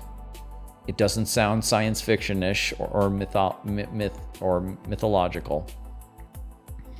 And autonomous complexes is everything we've been talking about, where a trauma splits the psyche and then gives rise to some dysfunctional pattern that runs chronically in the psyche of that individual and then can get passed to children and to others. And this is where you get a lot of addiction. This is where you get a lot of destructive relationship behavior, abusive relationship behavior. This is where you get people who have all kinds of chronic problems in life. Everybody knows people, either themselves or other people, that every time you talk to that person, they've had some other crash of a similar nature over and over and over and over again. They have an autonomous complex going on, right? Some kind of an addiction, some kind of a neurosis, some kind of obsessive compulsive pattern of some kind. And so those are autonomous complexes. Narcissism is what seems to me is a compensatory reaction to a certain kind of childhood wounding, to abandonment, emotional detachment and abandonment, and to some kind of dysfunctional attachment style, right? And so when you're not mirrored as a child, when you're not recognized as a child, when your talents are not recognized, and you're not sufficiently loved and nurtured, or if you're spoiled, okay? But if you aren't, there is let's see, what does Heinz Kohut say about this? He talks about this balance point with raising children, how that if you're doing everything for them and you're building their narcissism, then you're building a self-aggrandizing ego in that child, and you're going to get some kind of narcissistic behavior. Or if you're not nurturing them, if you're not seeing them, if you're neglecting them, then they're either going to go in the direction of being depressed, of self-deprecating. They're going to have low self-esteem, right? Because they weren't seen and they weren't nurtured. Or they're going to develop a compensation. And in order to stay out of depression, in order to stay out of suicide, they're going to invent a life for themselves. They're going to they're going to become their own superhero, right? They're going to become their own superhero. Their ego is going to get flooded with grandiosity, and they're going to stand on their own 2 feet as a compensation, they're going to feel like a god. They're going to, and as a compensation, but in actuality, they're completely needy and dependent. They call that narcissistic supply. So they're completely needy. They're trying to get the kind of attention that they never got. But as long as they get that, then they shine. The person with low self-esteem who goes the other direction, you can give them all kinds of attention and they just won't, oh no, they won't want that. That's the other direction. Everything's bipolar. So the narcissist is sort of like the opposite of the low self-esteem person who can't get it together. The narcissist is also just leaving a wake of destruction behind them. And they're failing all the time, but they just never accept their failures. They never see their failures. They project it onto other people. It's always somebody else's fault because they cannot tolerate they cannot tolerate the self-awareness of their own faults, because all that does is take them back down the rabbit hole to the original wounding. And so the narcissist is basically on a ledge. You know, the narcissist, the extreme narcissist, is only one click away from suicide. And so they maintain this superhero grandiose status, and then the thing is that their way of doing this is attractive to people. It's attractive. It's kind of like what we were talking about with the parasite that figures out, you know, how to manipulate the host. The psyche basically, by pumping up the ego, the persona of the narcissist, they become very bright. They become very attractive. Their energy is very, very attractive. And it's very easy for people, especially at a distance, when you don't have to really know that person. This is why celebrity culture works so well, is because nobody knows the celebrities. Nobody knows the internet celebrities, the influencers. No one knows them personally. The ones who do know them personally know that they are a mess and that they're hurting people, but they're getting narcissistic supply from millions of people or thousands or whatever, and that's feeding their grandiosity and keeping them afloat. And then they're just walking around like they're some kind of superhero, but they're really just on the edge of a crash at any moment. And when they crash super hard. Super, super hard. So it's really hard for them to crash. But we have to have compassion for narcissists because they look and act really arrogant. Not always. Sometimes it's disguised with genius and beauty and attractiveness. So we give them a pass. But they're compensating. It's a compensatory thing. But it's also passed. It's also passed genetically. But it's just like we were saying with the autonomous complex. Let's see, is a narcissistic, let me think about this, is a narcissistic personality type an autonomous complex?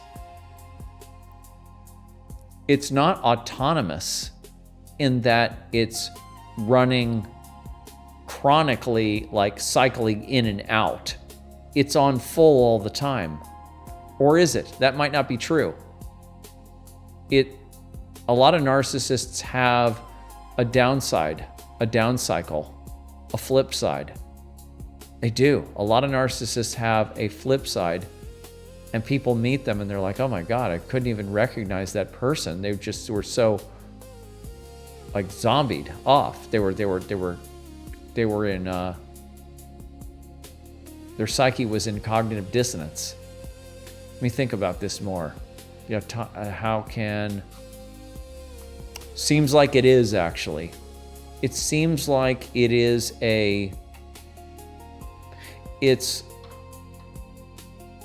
basically, this is a really good question now, actually, because it's causing me to have to overlay the narcissism behavioral pattern onto the autonomous complex model and see how it fits together. It's a very close fit. It's a close fit, and it also requires wounding to carry on from generation to generation. And so it is, yeah, it's very interesting. It brings me back to the concept that Melissa and I used to use, the term the virus, because it's more like looking at it like a code. It's a code, it's a parasitic code, and there's many different types of parasitic codes. Yeah, really good question. I'm going to think about that and how these two models interlock. And so now, if the question was, is narcissism like a demonic possession? Well, an autonomous complex is a demonic possession. I think you're on it. I think actually I said no at first, and I think no. I think these are overlaying. It's like there's quite an overlap there. And because we're talking about the psyche, which is completely invisible, and we're trying to use the psyche to analyze the psyche. It's like it's hard, but yeah. I'm gonna keep thinking about that. I'm going to work on that. That is let me write that down right now, so I make sure to work on that, and I'll report back.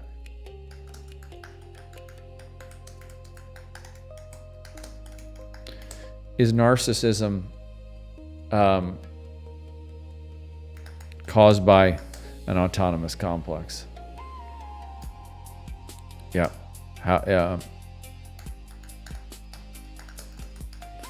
Compatibility of models. Yeah, it's a good question.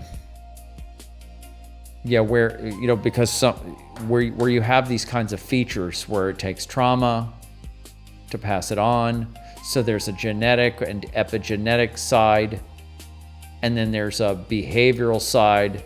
With narcissism, you have people who interface with the narcissist, and that keeps it going. Right, so you have the behavioral mirroring side. You have it can happen with in cycles. It can also be, but we already have an understanding in psychology called inflation, where it doesn't have to happen in cycles. People can be arrogant, they can be grandiose, they can be inflated 24/7. It's just totally, they're identified with an archetype, and it's just running all the time. But these things are all kind of overlaying on top of each other. Yes, it's very similar experience. Yeah, it is. So with that said, then, because we have an epidemic of narcissism right now, we have very distracted parents. We have parents both parents have to work in order to sustain themselves in the economic environment where a bunch of parasitic humans infected by autonomous complexes have ripped off our whole economic system. So the value of our currency has been debased, and they've channeled it off towards themselves like a parasite. The whole economic system and the people running it are parasites, behaving that way. And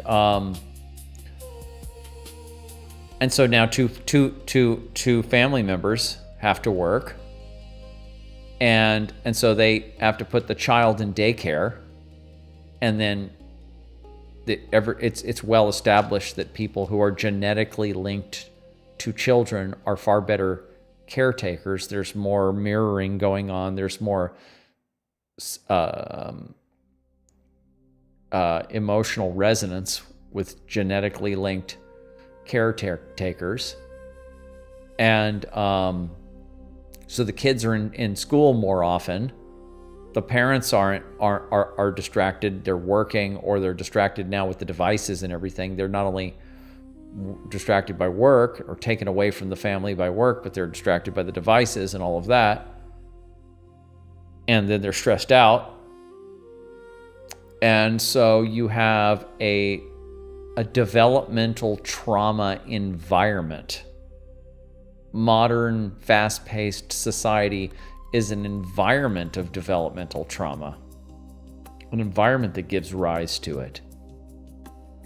So it's the ecosystem of autonomous complexes. It's the ecosystem of transmissible shadow material. So we are naturally getting a lot of narcissism, right, as a compensation, as the psyche trying to compensate for what it's not getting, attention. And especially with the way the narcissism is working now, where it's online. So before, you would be getting attention, a narcissist would be getting attention from physical people right there in front of them or in relationship with them. And now they're just getting it through the screen, and so they're not even getting a full fix. So it's like your heroin is being cut. Your cocaine, your heroin is being cut. And it's like being cut by like 70%. It's full of cut. So people just try to get more and more of it. So yeah, we're in a completely addicted, self-traumatizing, falling down society. This is an important subject right here. Everybody that would listen to a podcast like this, that would be interested in learning about their own psyche, especially their own shadow and all of this, we are all candidates for alternative lifestyles where we consciously curate our lives in such a way so as to shield ourselves from the parasitic culture, from the transmissible viral culture. And we take proactive, conscious steps to curate a natural, quieter, slower lifestyle, more spiritually connected lifestyle. And for ourselves and or our children. And that takes serious work. That takes serious attention, serious work, serious commitment. And you have to, step by step, first you have to wean yourself off of the addiction to the culture itself, off of whatever it is. You have to interface with the culture as an awake, aware human being that's looking at it and analyzing it and going, okay, that's the culture, that's what it's saying. Not just eating its stuff, not just ingesting cultural scripts. Like, I'll take this, this idea or this song or this fashion and just taking it without thinking. You're consciously looking at everything that you're bringing into your life, everything you're looking at, everything you're listening to, who you're listening to, and you're scanning it with a shadow-aware mindset. Is this parasitic? To what degree is this parasitic? And anything that's parasitic, you're like, okay, that's not for me. You just clean it off. You protect yourself from it. So this means a life that is, a lot of people want the creature comforts, they call it. Talking about creatures, they want the comforts of modern civilization, right? They want the nice car, and they want the air conditioning, and they want the AI program or the phone, or And a lot of these comforts now they're so ubiquitous that you don't really have to give them up. You don't really have to give up air conditioning or the phone or a lot of things. You don't really have to give up a lot of things. You don't have to go live in a cave. You don't have to go live in a log cabin in the forest. You don't necessarily have to do that. You might have to live in a homestead environment. You might have to live in more of an extended family environment. You might have to split the costs of life with more people. The old school model, the way it was always done. But we now have our, we each have our own little hobbit house. And our little nuclear family, little house and stuff, and then those have gotten bigger and more expensive. And so we may have to be very creative with how we live, where we live, and how we finance our life and stuff like that. But we have to bring it down to a much more sustainable level. And we're going to have to make some sacrifices on that front, because then we can afford then we can have more time. We can have more time. We can have more space. We can have more quiet. We have more time to work on ourselves. Everybody in the household has more time and more space and more quiet, and there's more ability to put attention onto the relationships. And so that's going to take a pulling away from the matrix to one degree or another, consciously pulling away from all of that. I've done that. I've been doing that. I've lived that way for decades. I've curated a very conscious, careful, debt-free, and asset-free life. I don't really own anything except for the equipment that I use for music production, computers. That's about it. I don't have any, I have a car. It was Melissa's car. It's paid off. I don't have a house. I'm living in somebody else's house. And before this, I had my business and my living situation in the same loft. It was like a live-work loft in California. And then I sublet some of the space to other people. I was kind of what do you call that? I wasn't the landlord, but I was the subletter. I was the next level down from that. And I pulled everything together. There were years where I didn't even have a car. All I had was a bicycle and public transportation, and I was fine with that. What do I care? But I worked for myself, so I had my own business in there.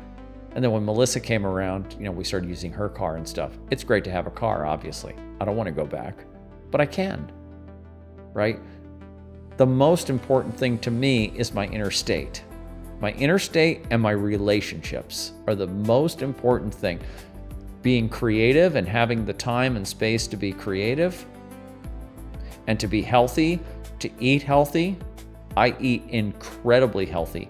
All of my money goes to food, high-end food. And then my relationships.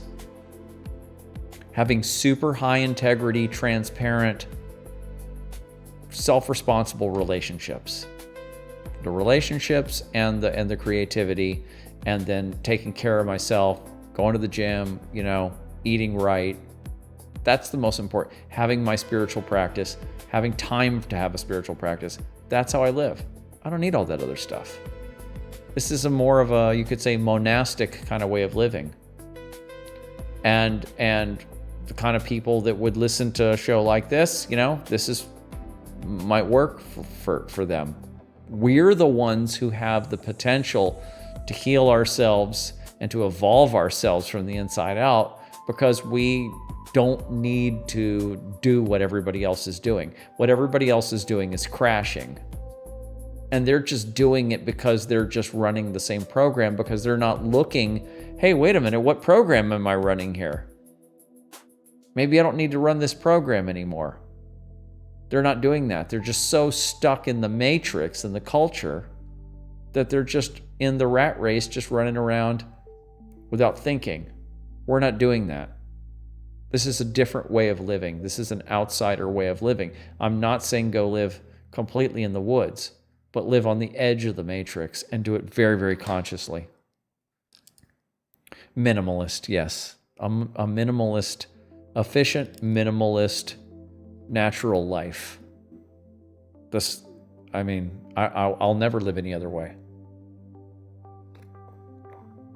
There was a period where I made a lot of money. I bought cars, went on vacations. My vacations were actually tours with my band. I paid for all my band members to fly to countries and do tours and stuff like that and buy equipment. And so there was a period of, 7, 8 years or something where I made money. And I saw what it was like to have cash and to buy things and stuff. And I was like, whatever. It was cool because it's good to have money if there's something you're doing which is really your passion and it takes money to do it, then you want money.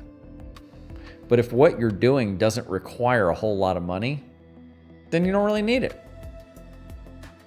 So it just, you need some money. Everybody, and I'm not advocating being, living in poverty to where, you just can't even feed yourself or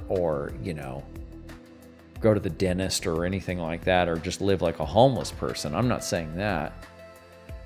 You don't want, I'm not saying that at all. But yes, a very conscious minimalist life where you have time to do this kind of work. So everyone, I think we're sort of at the end here, and I've been starting these shows at 8 lately. I have to go in there and cook dinner, and so luckily I have some stuff that's already, partially made. So it'll be 10 o'clock. I'll be eating dinner at 10, which is okay. If I can do that once a week, that's fine. I eat late usually anyway. I usually eat like around 8 or something like that anyway. But so it's been a good show, and I'm glad you guys sat there and listened to all that, and we talked about psychic parasitism and everything. And hang tight, and I'm going to have a whole bunch of papers, material to give you guys. I'll be putting it on my website. I'll have everything linked. And so this will be like all the kind of new material that I'm working with. A lot of it's on this subject. I think I have to do a little bit more. I think I need to look into the narcissist angle, because this whole thing is just so open. This whole understanding is so open. But if anybody has anything to say or ask or whatever before we go ahead and do that. And then if anybody wants to see the movie about Melissa, just send me a message. melissamarimovie.com is the website. And some good news on that for my end is that I've been submitting that film, Melissa Mari Musical Alchemist of Stage and Psyche. I've submitted it to over 50 film festivals.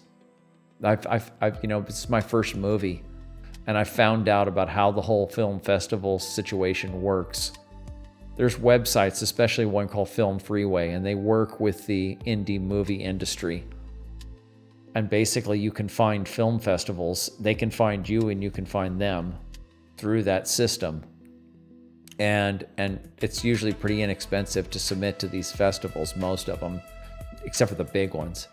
Sundance or Cannes or whatever, those are more expensive.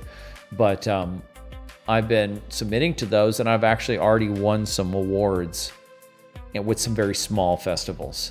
And I'm still waiting for some of these other ones that I think are more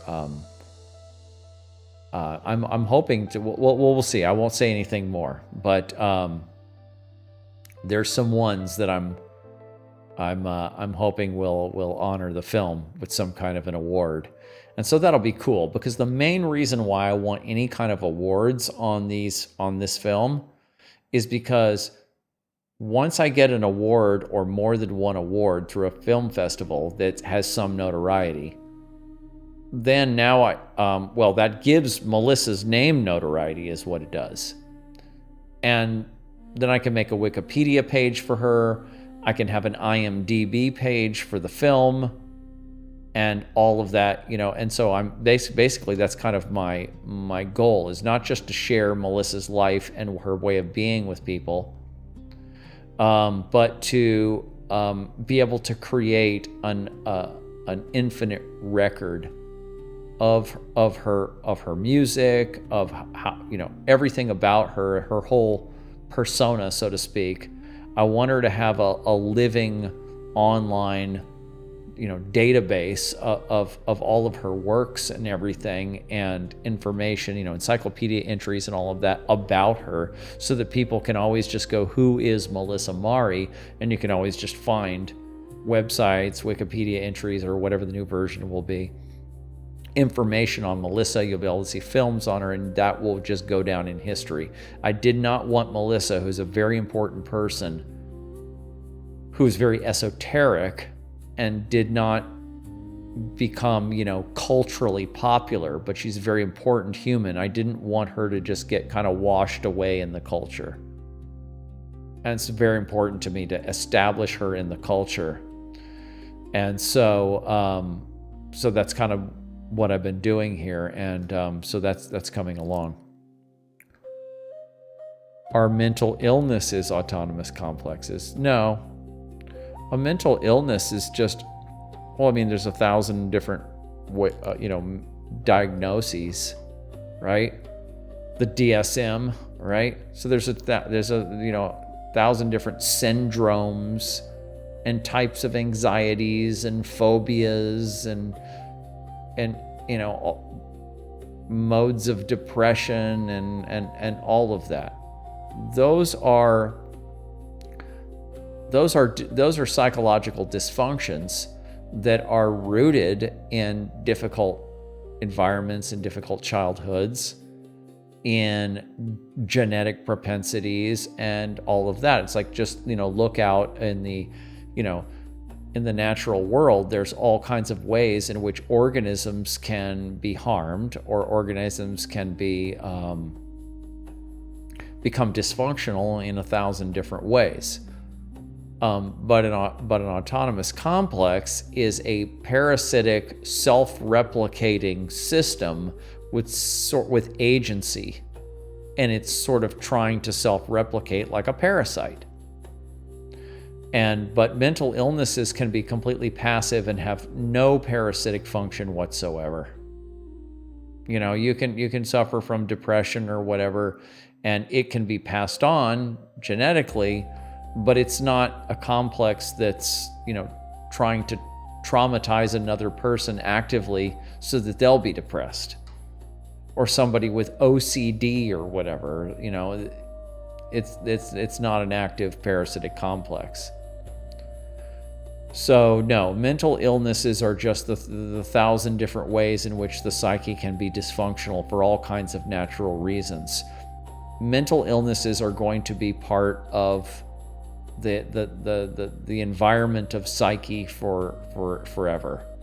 Just like how there's all kinds of ways in which other organisms in nature can catch diseases. They can be, diseases are a lot of times are parasites, but they can be wounded, they can be damaged physically, psychologically, whatever. And there's always the shadow side of life. There's always the destructive side of reality, right? In Shadow Tech, in this book, it's the 0 and the 1 chapter. It's the first chapter, and it's about the metaphysics of destruction. There's always a destructive side to reality. Every holon, every category of reality has a destructive side. There's entropy, and then there's destructive agency, is what I explained in the book. Subjective destructive agency. And so there's always going to be destruction.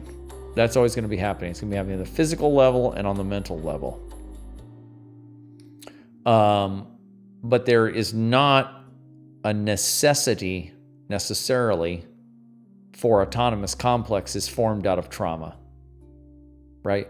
You can have a society that's very healthy, or a sub-society, the Amish or something like that, and they're not traumatizing each other, and they don't have a bunch of illness.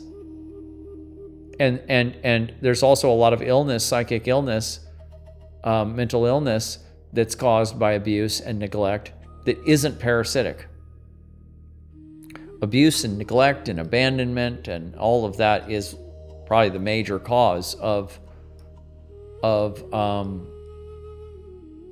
mental illness of different kinds. But then there's also just the natural selection of humanity, and there's always going to be, dysfunction and everything, and nature isn't perfect. Yes, thank you for clarifying that for me. Yes, a cleanse or cleansing techniques would be wonderful. Well, what I'm saying is that, excuse me. Oh, well, look at that. What I'm saying is that it's a lifestyle. A parasite-free psyche comes from self-aware parenting, right? Self-aware parenting where the parents have the awareness, the consciousness to emotionally bond with the children, to mirror the children, and have the emotional capacity to love the children, and also to not become, smothering and spoiling. And so it starts with the parent-child relationship. But then after that, if you come into the world, you're not even conscious enough to do anything with yourself until you get, into your 20s at least. And then what are you going to do? So if you've already had some troubles because of your parenting, now you have to try to work with that. You have to try to clean that up. You have to try to bring some equilibrium to your psyche. So you have to get involved in healing work. You have to start doing parts work. You have to start doing self-analysis. You have to start, if you think you need to meditate, you need to do that, or somatic practices. It extends into the body, eating, and all of this. And so you need to work on yourself in all the ways that we work on ourselves. So that's the first thing, is just, working on yourself consciously. But then it's about turning your relationships into conscious relationships, so that your relationship is itself an environment that's clean, or that it's, at least if it's not clean, both partners are in the active process of cleaning, of becoming more evolved, of working with their complexes. We didn't talk today about working with our complexes in terms of relationship, working with the relational pain body. Let's do that next week. Let me write that down, and we'll do that next week. We'll talk about relational alchemy next week. Today we were just presenting that theory of psychic parasitism or autonomous complexes. But so what I'm saying now is that we don't just do a psychic cleanse. It's not like, we just, buy these, whatever pills and do a parasite cleanse, or even some kind of like 21-day, fast and cleanse and eat a bunch of kimchi and pumpkin seeds or whatever to expel a tapeworm. Yeah, you have to do that, but that's 21 days. or how you stop eating sugar to stop a candida infection. That's right? That's relatively quick. We're talking about combing through your entire psyche and way of being to clear out these things that came with you down your family line and that are all throughout the culture, and everywhere you look, these things are everywhere in some way. So this is why I use Ken Wilber's 4-quadrant system, so that you can see clearly there's the psychic side of cleaning up, with inner work. There's the relational side of cleaning up, and the cultural and relational way of cleaning up. That's the same quadrant, lower left. There's the body side of cleaning up. And then there's the lifestyle side of cleaning up and how you plug into society and your contracts and debt and all that stuff, your whole lifestyle footprint, where you're living, the schools you're going to or sending your kids to, and the whole footprint, where you're working. All 4 of those, you have to apply the shadow awareness or awareness of parasitic contracts and parasitic structures to all of those quadrants. So it's an entire lifestyle. It's actually not a cleanse that you just kind of do. It's an entire holistic lifestyle, a shadow-aware ethic itself. If you take this book, Neumann's book here, Depth Psychology and a New Ethic, I have a paraphrased version of it on the Shadow Tech Alchemy YouTube channel, where I took this book, which is complicated, actually. It's short but complicated. Erich Neumann and Carl Jung, and paraphrased it and had an AI program read it so that you can get that whole thing. I don't know how long it takes. It's like an hour or something like that. Whatever it is, might be a couple hours, I don't know. But the whole ethic is explained in there. And what he's talking about is for us to consciously individuate, start working on ourselves deeply and seriously, and then turn that into a whole lifestyle, a whole ethic.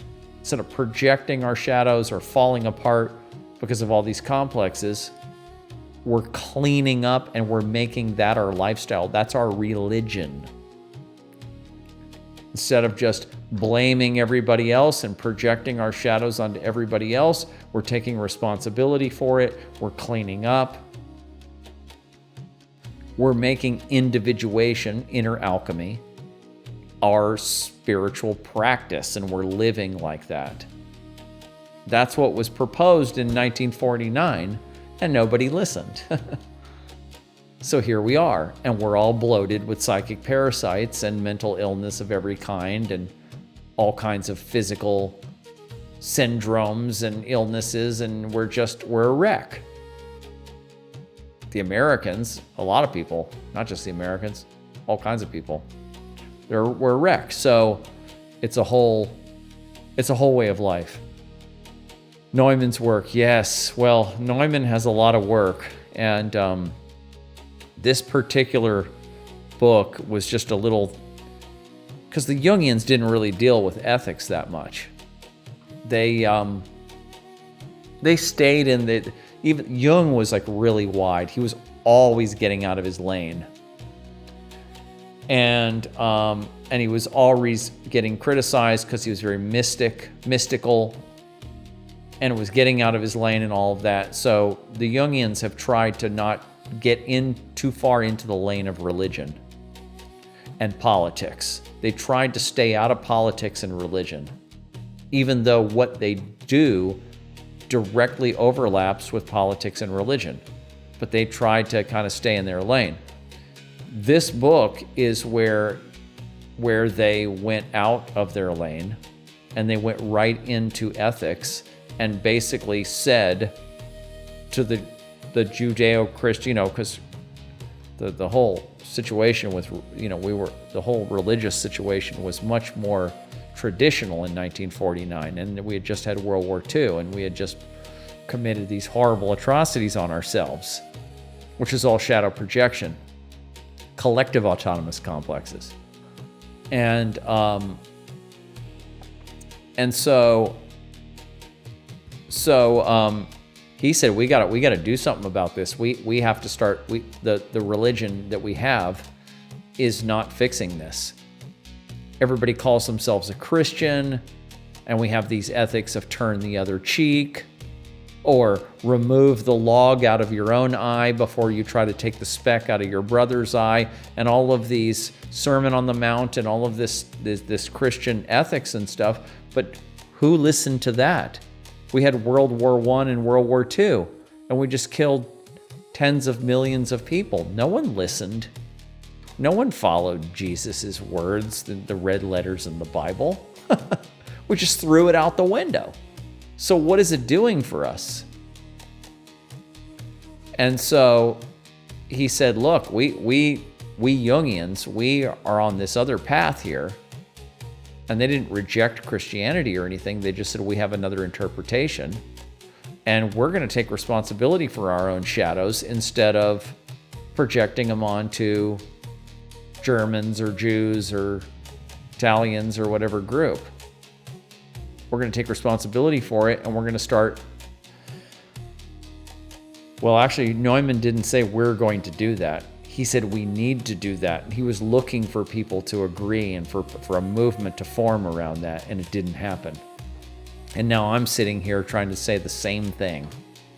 Melissa and I were doing this and coming to the exact same conclusion, and we've been talking about this, and I only found that book after